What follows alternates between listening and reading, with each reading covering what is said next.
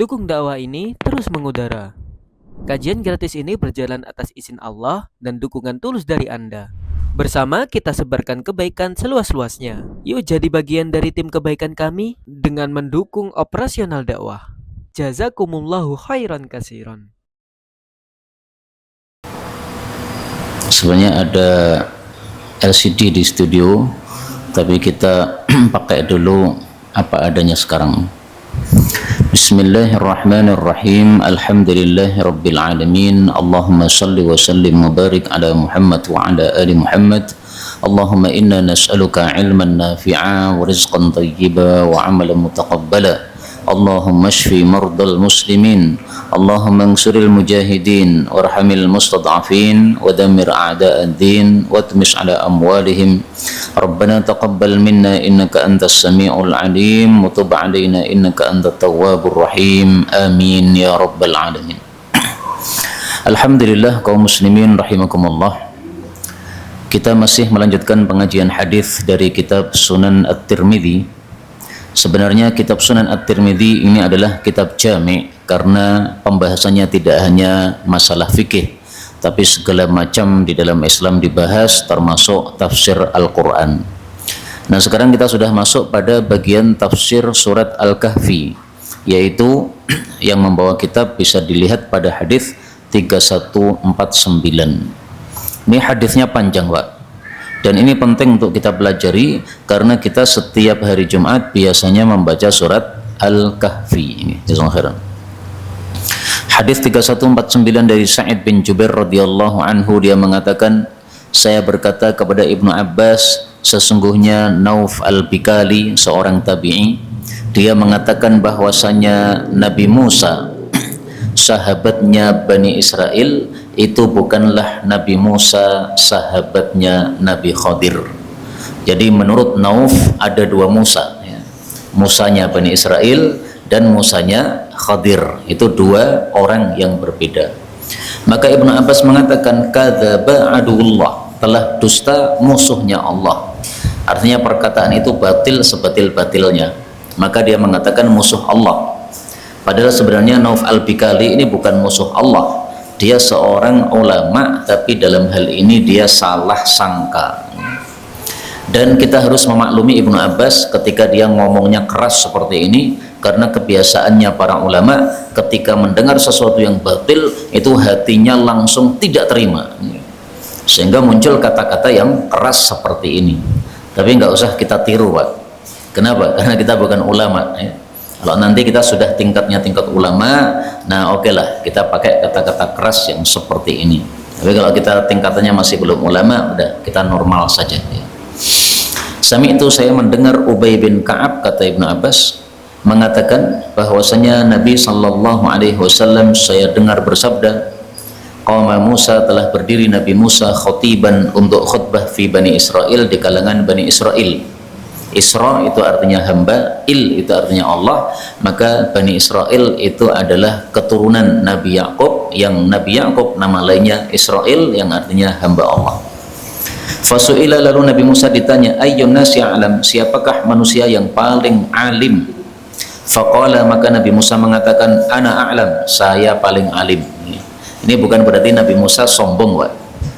Tapi memang di masa itu yang beliau tahu yang sebagai nabi cuma satu orang.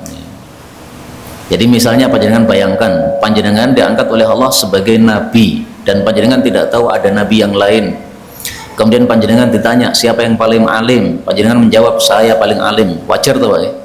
Memang tidak tahu ada nabi yang lain, ya? Masuk akal. Tetapi fa'ataballahu alaih, Allah mencela kepada Nabi Musa, idlam yaruddal ilma, ketika beliau tidak mengembalikan ilmu ilaihi, kepada Allah. Maksudnya semestinya Nabi Musa itu mengatakan Allahu a'lam, Allah yang lebih alim, ya? Allah yang lebih tahu. Saya taunya Nabi cuma satu, tapi barangkali ada Nabi lain, bisa jadi. Fa'auhallahu ilaihi, lalu Allah pun memberikan wahyu kepada Nabi Musa, anna abdan min ibadi, bahwa ada seorang hamba dari hamba-hambaku, bimajma'il bahrain, pada tempat berkumpulnya dua laut, huwa a'lam minka, dia itu lebih alim daripada engkau. Nah, orang ini berada di Majma'ul Bahrain, tempat berkumpulnya dua laut. di mana dia diperselisihkan oleh para ulama. Ada yang mengatakan yang dimaksud dua laut ini adalah laut Persia dan Romawi. Ada yang mengatakan Majma'ul Bahrain itu adalah Tonjah. Tonjah itu Tanger kalau bahasa kita ya, kalau mau dicari di YouTube itu tulis dengan kata-kata Tanger, atau kalau bahasa Arab Tonjah. Qala ay Rabbi,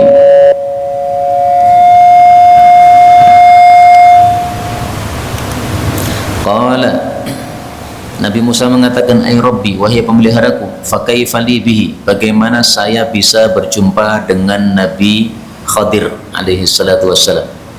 Faqala lahu, maka Allah berkata kepada Nabi Musa, ihmil hutan, ambillah atau bawalah ikan, fi miktalin, pada satu wadah, fahaitsu tafqidul hut, maka di tempat yang engkau kehilangan ikan, fahuwa thamma, maka hamba itu ada di sana. Nah, ikan di sini adalah ikan yang sudah mati, Pak. Bukan ikan yang masih hidup. Taunya dari mana? Dari riwayat Imam Muslim disebutkan di sana hutan malihan, ikan yang asin. Nah, berarti sudah dibumbui dengan garam, dia sudah dimasak. Fantalaqa, lalu berangkatlah Nabi Musa, wantalaqa ma'ahu fatah, dan berangkat bersama beliau teman beliau. Yang dimaksud teman beliau itu adalah wahwa Yusha' bin Nun, itu adalah Yusha' bin Nun. Nabi Yusha' bin Nun ini adalah sahabat Nabi Musa sekaligus muridnya Nabi Musa, makanya disebut fata. Fata itu dalam bahasa Arab biasanya diartikan pembantu. Nah, beliau kenapa disebut fata? Karena beliau melayani Nabi Musa alaihissalatu wassalam. Jadi beliau sebagai muridnya Nabi Musa, sehingga beliau itu seringkali melayani Nabi Musa alaihissalatu wassalam. Dan Yusha' bin Nun inilah yang akan menjadi nabi setelah Nabi Musa alaihissalatu wassalam wafat. Dan Yusha' bin Nun ini termasuk dari keturunannya Nabi Yusuf alaihissalatu wassalam. Jadi kalau diruntut ke atas itu nasabnya kepada Nabi Yusuf alaihi salatu wassalam. Faja'ala Musa hutan fi miktal, lalu meletakkan Nabi Musa satu ikan di dalam satu wadah. Fantalaqa huwa wa fatahu, maka pergilah beliau bersama pelayannya tadi, yamsyani, berjalan, hatta idza ataya sakhrah, sehingga ketika mereka mendatangi batu, faraqada Musa wa fatah, lalu tidurlah Nabi Musa dan pelayannya tadi. Fattarabal hut, maka ikan itu pun bergerak-gerak, fil miktal, yang ada dalam wadah tadi, hatta kharaja minal miktal, sehingga dia keluar dari wadah, fasaqata fil bahri, lalu dia jatuh pada laut. Kok bisa ikan mati bergerak-gerak? Allah maha menghidupkan yang mati. Nah, ini pun dihidupkan lagi oleh Allah setelah dia mati. Bagaimana cara Allah menghidupkan ikan mati tadi? Di batu tersebut, di bagian bawahnya itu ada mata air. Mata air ini disebut ainul hayat, mata air kehidupan. Siapapun mati terkena air tadi maka akan hidup lagi. Sayangnya kita tidak tahu di mana ada ainul hayat tadi, Pak. Kalau kita tahu maka silahkan kita beli air dari ainul hayat, dibawa ke Indonesia. Kalau ada kerabat kita yang mati dan kita pengen hidup kembali, disuntai, hidup lagi. Sayangnya kita nggak tahu di mana ainul hayat itu. Qala wa amsakallahu anhu jariyatal ma, dan Allah menahan dari ikan tadi aliran air. Jadi air naik, air sungai itu kan, air laut kan mengalir, Pak. Nah, begitu ikannya tadi nyemplung ke dalam laut tadi, maka aliran air tidak berjalan. Hatta kana mithla tok, sehingga air itu menjadi seperti tok. Tok itu adalah angin-angin di tembok ya. Jadi seperti ini di atas jendela ini ada angin-angin. Jadi setelah dilewati oleh ikan, maka terjadi lubang pada laut tadi seperti lubang jendela. Wa kana lil huti sarban, dan adalah lubang itu bagi ikan tadi menjadi jalan. Nah, jadi dia masuk ke dalam laut dan berlubang menyisakan lubang. Wa kana li Musa wa fatahu ajaban, dan itu untuk Nabi Musa dan pelayannya menjadi sesuatu yang menakjubkan. Fantalaqa, lalu keduanya pun pergi. Baqiyata yaumihima wa lailatihima, pada sisa siang dan malam keduanya. Wa nusiya sahibu Musa ayyukhbirahu, dan lupalah sahabatnya Nabi Musa untuk mengabari Nabi Musa. Jadi waktu itu, waktu kejadian yang aneh tadi, Nabi Musa sudah tidur. Yusha ini belum tidur, sehingga dia melihat, aneh sekali. Tapi dia sebagai murid beradab kepada gurunya, tidak membangunkan gurunya yang sedang tidur. Karena itu dari sini diambil pelajaran sebagai adab seorang talibul ilm, tidak mengganggu gurunya yang sedang tidur. Gurunya sedang tidur, biarkan tidur. Nanti akan datang waktunya dia bangun. Nah, pas bangun itu baru kita menyampaikan apa yang perlu kita sampaikan. Makanya Habib Rizik ketika berada di Bogor, di markasnya, kemudian kedatangan tamu, teman akrabnya, yaitu Ustadz Mudzakir, maka muridnya Habib Rizik mengatakan, mohon maaf, Habib Rizik sedang tidur. Akhirnya Ustadz Mudzakir pergi. Nah, setelah pergi, kemudian Habib Rizik bangun, maka muridnya tadi, tepatnya bukan muridnya ya, pamannya Habib Rizik mengatakan, ya, tadi ada tamu yaitu Ustadz Mudzakir ingin ketemu antum, tapi karena antum tidur, saya bilang masih tidur. Maka Habib Rizik katanya marah-marah. Khusus Ustadz Mudzakir jangan begitu. Kenapa? Karena Ustadz Mudzakir itu orang yang paling nyunnah, kata Habib Rizik. Kalau bertamu itu cuma sebentar sesuai keperluan. Keperluannya 10 menit, nyampaikan sudah pulang. Jadi nggak berlama-lama beliau, sehingga tidak mengganggu Habib Rizik. Sehingga kata Habib Rizik, kalau Ustadz Mudzakir datang lagi, apapun kondisi saya bangunkan. Khusus beliau. Kenapa? Pasti tidak akan lama. Pasti perkara yang sangat penting tentang umat ini. Nah, akhirnya pesan beliau seperti itu. Ya, silakan dicek ceritanya kepada Habib Rizik, karena saya tidak mengalami langsung kejadian tersebut. Nah, tapi dari kejadian itu kita ambil pelajaran yang sama dengan kisahnya Nabi Musa ini, bahwa seorang murid itu memang adabnya kepada guru tidak mengganggu ketika sedang tidur, biarkan dia tidur. Falamma asbaha, maka tatkala masuk waktu pagi, Nabi Musa alaihi salatu wasalam, qala li fatahu atina ghada'ana laqad laqina min safarina hadza nasaba. Ini surat Al-Kahfi ayat 62. Beliau berkata kepada pelayannya tadi, berikan kepada kami makan siang kami, sungguh-sungguh kami telah mendapati dari safar ini akan suatu kelelahan. Jadi Nabi Musa itu juga manusia biasa, Pak, bisa lelah, safar, jalan kaki, Pak, tidak naik kendaraan, nggak naik motor. Qala, Rasul mengatakan, walam yangsab, dan tidaklah Nabi Musa itu lelah hatta jawazal makan, sampai melintasi tempat alladzi umira bihi, yang diperintahkan oleh Allah untuk berada di tempat tadi. Jadi tempatnya Nabi Khadir ya di batu tadi. Nah, baru setelah Nabi Musa melewati tempat itu baru terasa lelah. Ini takdir dari Allah Subhanahu wa taala. Karena kalau Nabi Musa tidak dibuat lelah, maka dia akan terus melanjutkan perjalanan. Akhirnya lupa kejadian tadi. Maka setelah beliau minta makan, tiba-tiba muridnya tadi teringat. Qala ara'aita il awayna ila as-sakhrah fa inni nasitul hut wa ma ansanihu illa asyaitanu an adhkura wattakhas sabilahu fil bahri ajaba. Ini ayat lanjutannya.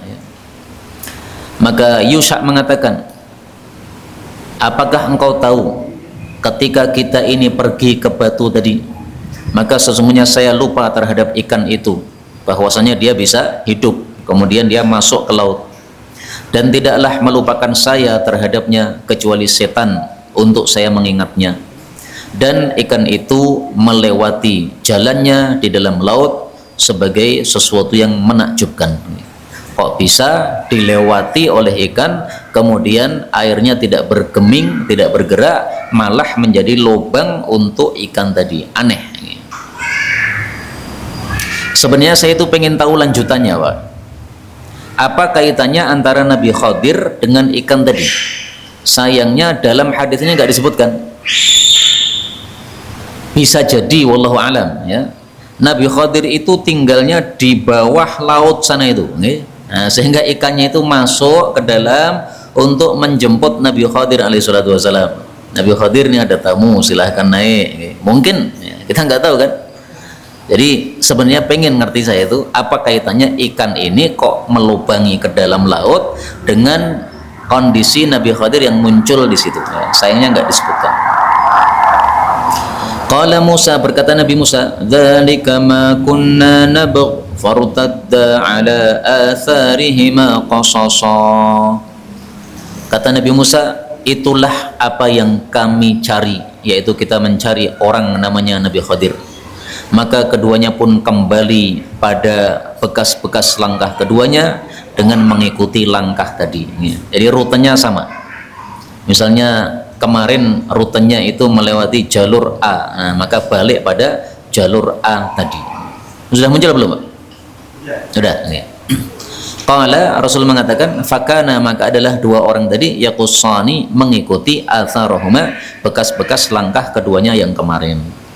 Qala Sufyan, berkata Sufyan, yaz'umuna sun anna tilka sakhrah, orang-orang menyangka bahwasanya batu tersebut indaha ainul hayat, di sampingnya itu ada mata air kehidupan. Wala yusibu ma'uha mayitan, dan tidaklah mengenai airnya itu kepada orang yang mati illa asya, kecuali dia hidup kembali. Nah ini kata orang-orang ya. Jadi tidak ada sanadnya yang sahih dari Rasulullah sallallahu alaihi wasallam.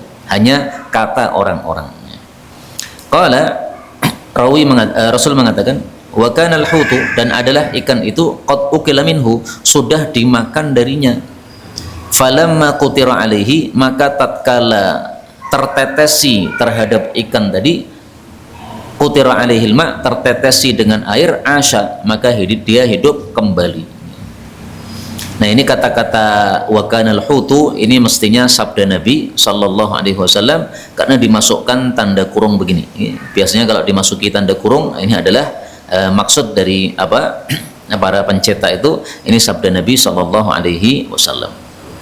Qala, Rasul bersabda, faqassa, lalu keduanya mengikuti atharuhuma, bekas langkah-langkah keduanya, hatta ataya sakhrah, sampai keduanya mendatangi batu tadi. Fara'a rajulan, lalu dia melihat seorang laki-laki musajjan, yang ditutupi alaihi bithaubin, di atas tubuhnya dengan satu kain. Jadi orangnya kerubutan. Nabi Khadir sedang kerubutan. Fasallama alaihi Musa, maka Nabi Musa mengucapkan salam kepadanya, assalamu alaikum. Nah, berarti ucapan salam itu ada pada ajaran Nabi Musa alaihi salatu wassalam. Karena itulah saya merasa heran ketika Rasul sallallahu alaihi wasallam bersabda,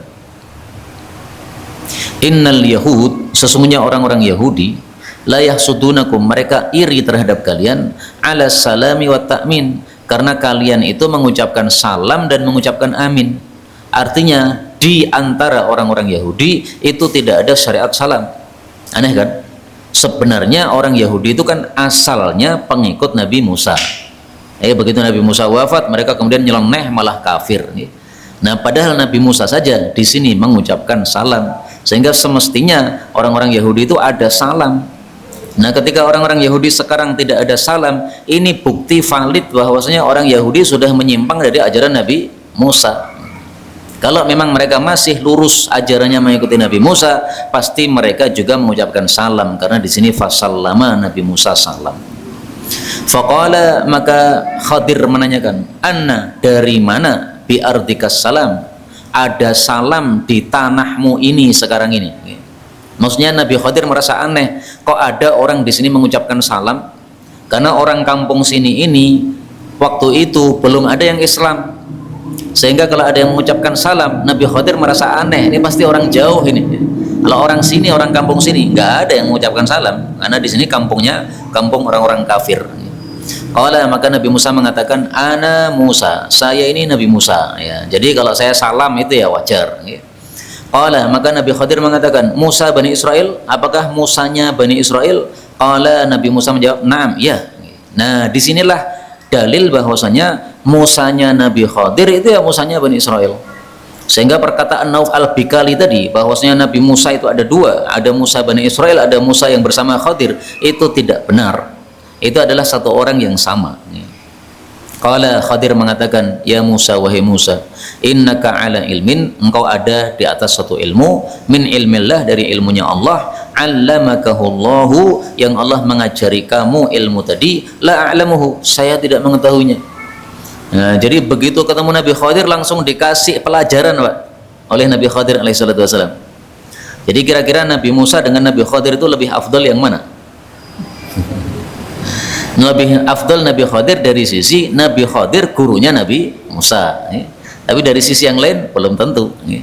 Karena Nabi Musa itu adalah termasuk dari 5 ulil azmi, Nimim, Nuh, Ibrahim, Musa, Isa, Muhammad. Nabi Khadir tidak. Nabi Musa itu disepakati Nabi dan dia Rasul. Kalau Nabi Khadir ini masih diperselisihkan, ada yang mengatakan dia Nabi, ada yang mengatakan dia wali. Tapi yang lebih tepat dia Nabi. Karena kalau dia wali, ini kok aneh, ya. Nabi ngaji sama wali, aneh, ya. Nabi itu derajatnya di atasnya wali. Nah, sehingga kalau dia ngaji sama seseorang, ya ngajinya sama sesama Nabi.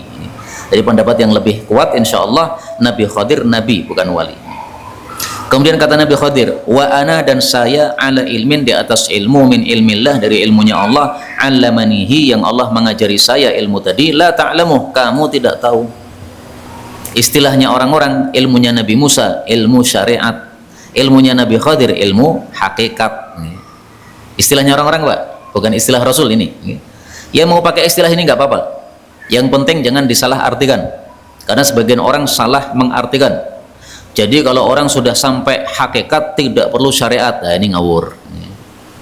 Saya sudah derajat Nabi Khadir sehingga saya membunuh orang boleh. Saya sudah derajat Nabi Khadir sehingga saya berzina boleh. Nah, ini ngawur ini. Beda, ya. Nabi Khadir itu betul-betul Nabi, sementara kamu bukan Nabi. Sehingga kalau kamu mengaku sudah tingkat hakikat sehingga tidak perlu syariat, ini ngawurnya bukan main. Istilah syariat hakikat nggak masalah, yang penting jangan ngawur seperti orang tadi yang saya ceritakan. Karena sebagian orang mengatakan begitu. Faqala Musa, Nabi Musa mengatakan, hal attabi'uka, bolehkah saya mengikuti kamu? Ala antu alimani, atas bahwasanya engkau mengajari saya, mimma ulimta, dari ilmu yang kamu diberi ilmu oleh Allah, rusdan, akan petunjuk. Rusdan artinya apa? Petunjuk.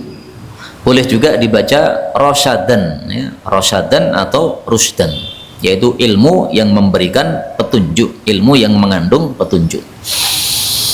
Qala, Khadir mengatakan, innaka, sesungguhnya kamu wahai Musa, lan tastati'a, tidak akan mampu, ma'iya sabra, sabar bersama saya. Wa kaifa tasbir, bagaimana mungkin kamu sabar, ala ma lam tuhit bihi khubra, atas sesuatu yang kamu tidak meliputi ilmu terhadapnya. Ini ayat Quran, ya. Sehingga yang ayat Quran kita kasih tanda merah. Wah, dari sini ini sudah ayat Quran.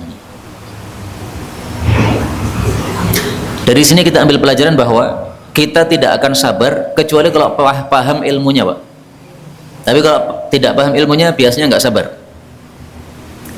Misalnya petani, ya, dia paham ilmunya bahwasanya kalau dia menaruh biji, kemudian dikasih air, kemudian ditunggu, itu nanti sepekan akan muncul. Ditunggu sebulan itu akan muncul lebih besar lagi. Akhirnya akan menjadi pohon yang menghasilkan biji-bijian dan buah-buahan. Nah, maka petani sabar karena dia paham ilmunya. Qala, Nabi Musa mengatakan, satajiduni, engkau akan mendapati saya insyaallah sabiron, orang yang sabar, wala a'si, dan saya tidak akan durhakai, laka amro, perintah bagi kamu. Ini perkataan Nabi Musa insyaallah sudah tepat. Kenapa? Karena dia belum tentu sabar sehingga dia mengatakan insyaallah. Dan orang itu kalau mengucapkan insya Allah itu biasanya dibantu oleh Allah. Tapi dalam kasus ini Nabi Musa tidak sabar seperti yang beliau ucapkan, sehingga tidak selalu orang yang mengatakan insya Allah pasti dapat, enggak. Insya Allah saya sabar, ternyata enggak sabar, bisa. Insya Allah saya menikah usia 25, ternyata molor sampai 30, bisa aja. Jadi insya Allah itu tidak selalu pas sesuai dengan kehendak kita, tapi biasanya dibantu oleh Allah dengan sebab kata-kata insya Allah. Qala lahul Khadir, berkata Nabi Khadir, fa inittaba'tani, maka jika engkau mengikuti saya, fala tas'alni, jangan tanya kepada saya, an syai'in, tentang sesuatu apapun, hatta uhditsalaka minhu dzikra, sampai saya menceritakan kepada engkau darinya akan satu penyebutan. Nah, ini janjinya dari Nabi Khadir. Dari sini kita ambil pelajaran, murid itu harus sabar, Pak, terhadap gurunya. Jadi kalau guru mengatakan kamu harus begini, ya sudah, taati saja. Murid tidak sabar tidak sukses. Di sini Nabi Musa tidak sabar, makanya tidak sukses. Dia baru dapat 3 ilmu udah selesai. Seandainya Nabi Musa sabar, mungkin dapat 1000 ilmu, Pak. Ilmu pertama membunuh anak kecil, ilmu kedua apa tadi? Merusak kapal, ilmu ketiga membangun rumah padahal orang-orangnya pelit, ilmu keempat sampai 1000 ilmu seandainya sabar. Tapi karena nggak sabar, akhirnya cuma dapat 3 ilmu tok. Maka pelajaran yang paling penting adalah kalau pengen sukses, sabar. Saya tampilkan kaidahnya. Kaidahnya mengatakan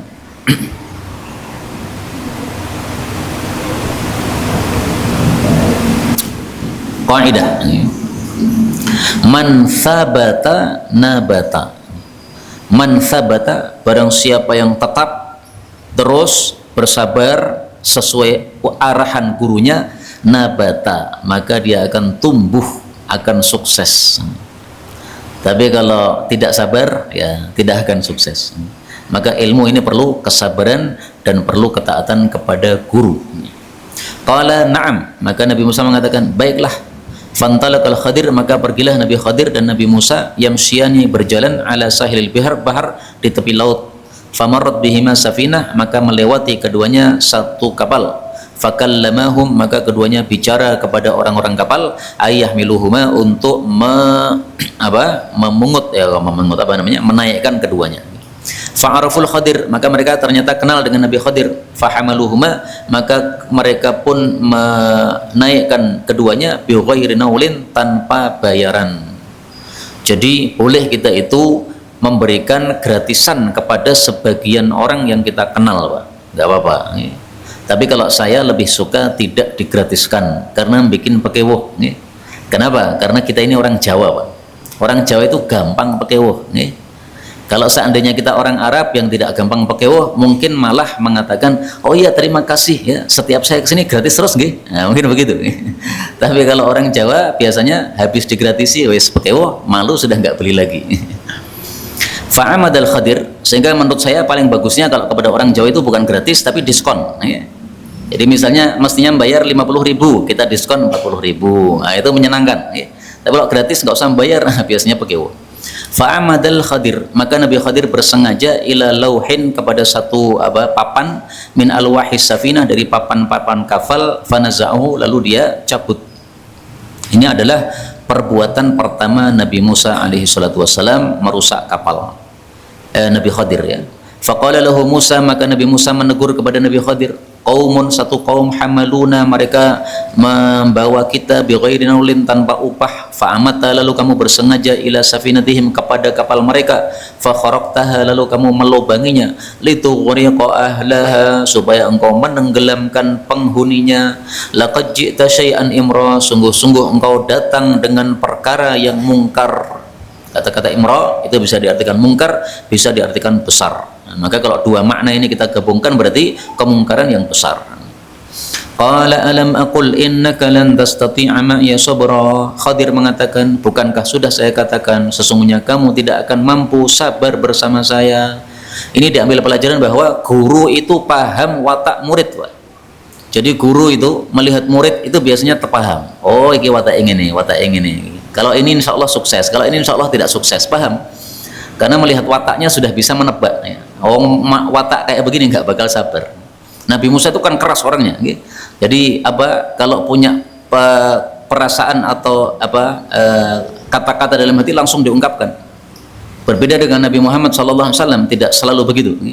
Disuruh sholat 50 kali, Nabi Muhammad mantok-mantok, 50 kali. Nabi Musa mendengar langsung nggak terima, datang sama Allah, ya, minta keringanan, 50 itu berat, ya. Minta keringanan sampai jadi 5 kali. Ya, alhamdulillah ada Nabi Musa. Seandainya nggak ada, kita sholat 50 kali, Pak, waduh, susah, ya.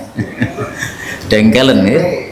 24 jam 50 kali sholat. Nah, berarti setiap setengah jam sholat, waduh, repot, nih. Qala, beliau mengatakan, la tu'akhirni, engkau jangan menghukum saya, bima nasitu, sesuatu yang saya lupa. wala turhiqni, dan jangan membebani saya, min amri usra, dari urusan saya ini akan kesusahan. Jadi murid yang lupa itu sepantasnya dimaafkan. Kalau dia sengaja, nah baru dihukum, Pak. Tapi kalau lupa, nah, lupa kan tidak sengaja. Allah saja memaafkan orang lupa, bagaimana kita manusia tidak memaafkan kepada orang yang lupa. Tsumma kharaja, kemudian keduanya keluar minas safinah, dari kapal. Nah, jawabannya kenapa ini Nabi Khadir merusak itu nanti ada di bawah. Fabainama huma yamshiyan, ketika keduanya berjalan alas sahil, di tepi pantai, wa idza ghulamun, tiba-tiba ada anak kecil, yal'abu ma'al ghilman, bermain bersama anak-anak yang lain. Fa akhadhal Khadir memegang bi ra'sihi, kepalanya, faqtala'ahu biyadihi, dia congkel dengan tangannya, dipelintir, diambil. Dalam hadis yang lain bukan dipelintir, Pak, tapi disembelih. Nah, makanya kalau digabungkan, setelah disembelih kemudian dipotol, tol. Iktala itu artinya dicabut, artinya sampai lepas. Jadi Nabi Khadir itu orangnya kuat, sehingga setelah menyembelih kan masih ada tulangnya tadi. Nah, tulangnya itu untuk melepas itu nggak perlu alat, Pak, Nabi Khadir, Pak. Cuma biyadihi. Ya, ini biyadihi, dengan tangan. Jadi kalau panjenengan ketemu Nabi Khadir, hati-hati, Pak. Dipegang nih bisa lepas. Faqatalahu, lalu Nabi Khadir membunuhnya. Qala lahu Musa, berkata Nabi Musa kepadanya, aqatalta nafsan zakiyah, apakah kamu membunuh jiwa yang suci? Suci maksudnya tidak ada dosa. Bi ghairi nafsin, tanpa dia membunuh orang lain. Laqad ji'ta, sungguh kamu telah datang, syai'an nukra, perkara yang sangat-sangat mungkar. Kata-kata nukron ini lebih dahsyat daripada kata-kata tadi apa? Imro, ya. Kalau imro ini kemungkaran yang besar, maka nukro ini adalah kemungkaran yang sangat-sangat besar. Qala alam aqul laka, maka Khadir mengatakan, bukankah sudah saya katakan pada kamu, innaka lan tastati'a ma'iya sabra, kamu itu tidak akan mampu sabar bersama saya. Nah, di sini ada kata-kata laka, Pak, sementara sebelumnya tadi tidak ada kata-kata laka. Sudah katakan saya sama kamu, nah, jadi disebutkan kamu. Nah, ini berarti apa? Lebih keras lagi. Makanya Rasulullah mengatakan, wa hadhihi asyaddu minal ula, kalimat yang kedua ini lebih keras daripada kalimat yang pertama. Kenapa? Ada kata-kata laka tadi. Qala in sa'altuka, jika saya bertanya lagi pada kamu, an syai'in, tentang sesuatu, ba'daha, setelah ini, fala tusahibni, maka janganlah engkau bersahabat lagi dengan saya. Ini berarti sudah terakhir. Qad balagta, engkau sudah sampai min ladunni udhra, uzur dari saya, dari hadapan saya. Fantalaqa, lalu keduanya pergi lagi, hatta idza ataya ahla qaryah, sehingga keduanya mendatangi penduduk desa, istata'ama alaha, keduanya minta makan kepada penghuninya. Ini menunjukkan bahwa kalau kita melewati satu kampung dan kita sebagai musafir dan kita tidak punya makanan, maka boleh kita minta makanan. Ini bukan termasuk minta-minta yang dilarang. Kapan dilarang? Kalau kita punya, Pak. Kita punya bekal, bisa makan, tapi tidak mau masak, malah minta, itu tercela. Masak bisa kok minta. Ini Nabi Khadir nggak ada bekal. Sekarang kita tidak perlu bekal karena banyak hik di pinggir jalan. Nah, kalau sudah ada uangnya nggak boleh minta. Tapi kalau uang kita habis atau dicopet orang, nggak punya sesuatu, minta boleh. Ini dalilnya minta. Ya. Fa'abau, maka mereka enggan ayyudayifuhuma, menjamu keduanya. Fawajada fiha jidaron, lalu keduanya mendapati padanya satu tembok, yuridu ayyang qadha, yang ingin untuk rontok, nyaris rontok. Yaqulu ma'il, yaitu miring. Faqala al-Khadir biyadihi hakadha, maka berbuatlah Nabi Khadir dengan telapak tangannya seperti ini. Fa'aqamahu, lalu beliau memberdirikan atau meluruskan tembok tadi. Jadi Nabi Khadir ini tukang bangunan yang paling handal. Kalau mau membangun rumah yang mau roboh, cuma dengan tangan saja, tidak perlu pakai alat. Sehingga kalau Nabi Khadir sekarang masih ada, silahkan dimintai bantuan bangun rumah, Pak. Insya Allah dan jadi setino rampung. Faqala lahu Musa, maka Nabi Musa mengatakan, qaumun atainahum, satu kaum kami datangi mereka, falam yudayifuna, mereka tidak memberikan jamuan kepada kita, walam yut'imuna, tidak ngasih makan kita. Lau syi'ta latakhatta alaihi ajra, kalau engkau mau, kamu boleh saja mengambil atasnya upah. Ini saran dari Nabi Musa alaihissalatu wassalam. Kita ini boleh loh minta upah karena kita sudah kerja lelah-lelah. Qala hadza firaqu baini wa bainik, kata Nabi Khadir, ini pemisah antara saya dengan kamu. Karena saya tadi bersyarat kamu nggak boleh komentar, sekarang kamu komentar, nah, berarti sudah selesai. Sa'unabbi'uka bita'wili ma lam tastati' alaihi sabra. Aku akan ceritakan kepada kamu takwilan, tafsiran apa yang kamu tidak mampu sabar tadi. Qala Rasulullah sallallahu alaihi wasallam, maka sebelum melanjutkan kisahnya Rasulullah berkomentar, yarhamullahu Musa, semoga Allah merahmati Nabi Musa. Lawadidna, sungguh kami sangat ingin, annahu kana sabar, andaikan Nabi Musa tadi sabar, hatta yaqussa alaina, sehingga dia bisa menceritakan kepada kita min akhbarihima, dari kabar-kabar yang banyak tentang keduanya. Tapi karena tidak sabar, akhirnya kabarnya cuma tiga poin. Dan ini menunjukkan bahwa kalau kita ingin mengkritik orang, maka sebaiknya kita memulai dengan mendoakan. Di sini Nabi mendoakan semoga Allah rahmati Nabi Musa. Ini adab yang sudah hilang sekarang, Pak. Orang sekarang sesama ustadz ya saling mencaci, kemudian tidak menggunakan doa tapi malah menggunakan kata-kata bodoh, tolol dan sebagainya. Kurang adab. Paling bagusnya didoakan dulu karena kita ini bersaudara. Kemudian Rasul sallallahu alaihi wasallam bersabda, al-ula, pertanyaan pertama, kanat min Musa nisyan, dari Nabi Musa itu memang betul-betul lupa. Tapi kalau pertanyaan yang kedua, ketiga itu bukan lupa, tapi karena nggak sabar. Wa qala, Nabi bersabda, ja'a usfur, datang seekor burung, hatta waqa'a, sehingga dia mampir ala harfis safinah, di tepi kapal. Tsumma naqara fil bahr, kemudian dia mematuk pada laut, yaitu minum. Faqala lahul Khadir, maka Nabi Khadir berkata kepada Nabi Musa, ma naqasa ilmi, tidaklah ilmu saya mengurangi, wa ilmuka, juga ilmu kamu tidak mengurangi, min ilmillah, dari ilmu Allah, illa mithlu ma naqasa hadzal usfur, kecuali seperti apa yang dikurangi oleh burung ini minal bahr, dari air laut. Jadi ilmu kita itu nggak ada apa-apanya, Pak. Sehingga kalau ada manusia sombong karena ilmunya banyak, itu saat itu dia bodoh. Kapan kita itu pinter? Kalau kita masih merasa bodoh, maka saat itu kita pinter. Karena kalau kita masih merasa bodoh, jadi akan belajar terus. Begitu orang sudah merasa pinter, sudah tidak mau belajar lagi, saat itu dia bodoh. Karena ilmu dia yang dia kuasai itu dibandingkan ilmunya Allah, seperti air laut tadi ilmunya Allah. Kemudian kita hanya mencelupkan jari kita ke situ, ya. Apa yang nempel di jari itulah semisal ilmu yang kita kuasai. Berkata Sa'id bin Jubair, dan adalah Ibnu Abbas membaca, wa kana amamahum malikun ya'khudhu kulla safinatin salihatin ghasba. Biasanya apa? Wa kana wara'ahum, tapi dibaca oleh Ibnu Abbas amamahum. Biasanya kulla safinatin ghasba, tanpa salihatin, dibaca oleh Ibnu Abbas salihatin. Nah, bacaan yang tulisannya berbeda dengan mushaf Utsmani, ini namanya bacaan yang syadz. Bacaan yang syadz tidak boleh dibaca, hanya boleh diceritakan. Nah, seperti dalam hadis ini untuk menceritakan saja nggak apa-apa. Tapi kalau untuk kita membaca Quran, kemudian wa kana amamahum haram, atau kita mengimami salat, ya, wa kana amamahum, nggak boleh. Dan adalah di depan mereka ada seorang raja yang mengambil setiap kapal yang masih bagus secara gosok. Makanya Nabi Musa melubangi kapal tadi, bukan supaya tenggelam, tapi supaya tidak dimaling, supaya tidak dirampok oleh Raja Dolim tadi. Karena Raja Dolim mengatakan ini kapalnya sudah rusak, silakan lewat. Ini apa? Dalil mencegat salat Hormuz, Pak. Wa kana yaqra, dan adalah beliau juga membaca, wa ammal ghulam fakana kafira. Adapun anak kecil itu dia adalah kafir.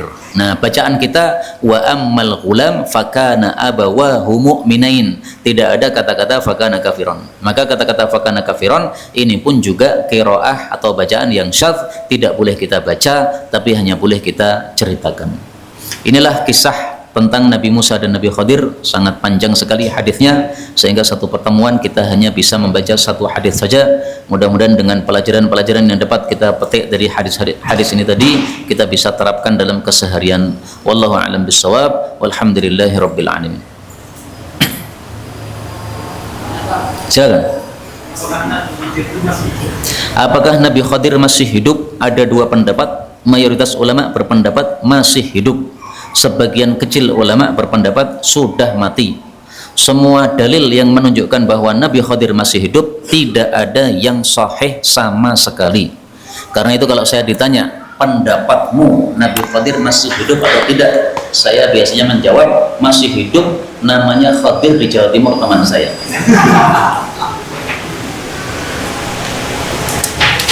Wallahu a'lam bishawab. Subhanakallahumma rabbana bihamdik, asyhadu an la ilaha illa anta, astaghfiruka wa atubu ilaik. Dukung dakwah ini terus mengudara. Kajian gratis ini berjalan atas izin Allah dan dukungan tulus dari Anda. Bersama kita sebarkan kebaikan seluas-luasnya. Yuk jadi bagian dari tim kebaikan kami dengan mendukung operasional dakwah. Jazakumullahu khairan katsiran.